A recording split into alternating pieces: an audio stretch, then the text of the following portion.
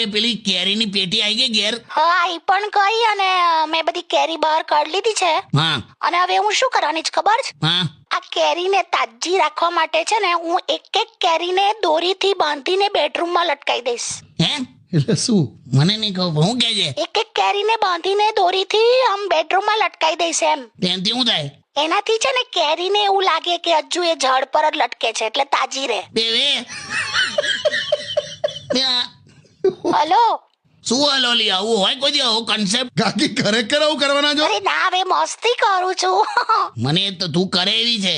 જાવ ને હવે જોક્સ તો હું પણ કરી શકું છું સમજ્યા? હા ભાઈ ખાલી તમે જ કરી શકો. મેં એવું કીધું એક સ્ત્રી છે ને પુરુષની બરાબરી કરી જ શકે. તે મેં ક્યાં ના પાડી પણ બરાબરી વાળી બસ તો બરાબરીની વાત કરે છે. સહેજ મૂછો ઉગે તો બ્યુટી પાર્લર ભાગી જાય. અલા પણ આવી બરાબરી હોય. ગમે તે હોય લી કરો તો ભાઈ બધા લેવલ પર કરો ને.